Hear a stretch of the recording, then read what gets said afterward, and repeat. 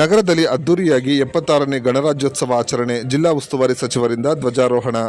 76ನೇ ಗಣರಾಜ್ಯೋತ್ಸವ ದಿನಾಚರಣೆ ಅಂಗವಾಗಿ ಭಾನುವಾರ ಬೆಳಗ್ಗೆ 9 ಗಂಟೆ ಸಮಯದಲ್ಲಿ ನಗರದ ಅಂತರಗಂಗೆ ರಸ್ತೆಯ ಸರ್ ಎಂ ವಿಶ್ವೇಶ್ವರಯ್ಯ ಕ್ರೀಡಾಂಗಣದಲ್ಲಿ ಜಿಲ್ಲಾ ಉಸ್ತುವಾರಿ ಸಚಿವ ಬಿಎಸ್ ಸುರೇಶ್ ಧ್ವಜಾರೋಹಣ ನೆರವೇರಿಸಿದ್ದಾರೆ. ಅಂಬೇಡ್ಕರ್ ಭಾವಚಿತ್ರಕ್ಕೆ ಪುಷ್ಪ ನಮನ ಸಲ್ಲಿಸಿದ್ದು, ಸಚಿವರು ತೆರೆದ ಜೀಪಿನಲ್ಲಿ ಸಾಗಿ ವಿವಿಧ ತುಕಡಿಗಳಿಂದ ಗೌರವ ವಂದನೆ ಸ್ವೀಕರಿಸಿದ್ದಾರೆ. ಅನಂತರ ಗಣರಾಜ್ಯೋತ್ಸವ ಸಂದೇಶ ನೀಡಿದ್ದಾರೆ.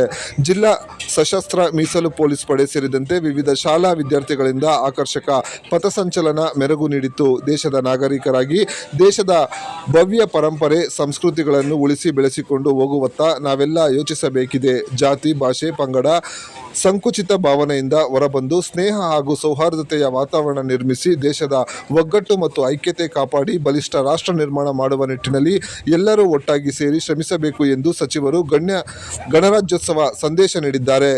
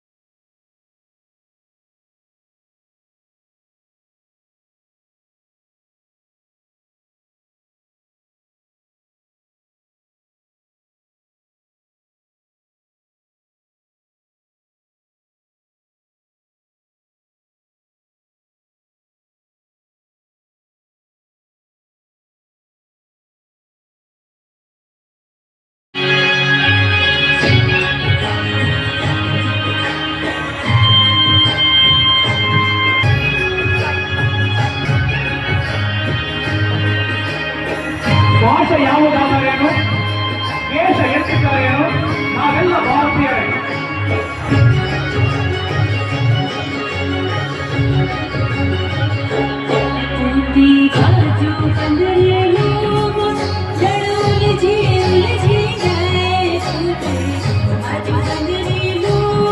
ಹಾಗೂ ಎಎವೈ ಪಡಿತರ ಚೀಟಿದಾರರಿಗೆ ಪ್ರತಿ ತಿಂಗಳು 18,22,6,800 ರೂಪಾಯಿಗಳನ್ನು ಡಿಬಿಟಿ ಮುಖಾಂತರ ಕುಟುಂಬದ ಮುಖ್ಯಸ್ಥರ ಖಾತೆಗೆ ನೇರವಾಗಿ ಜಮಾ ಮಾಡಲಾಗ್ತಿದೆ.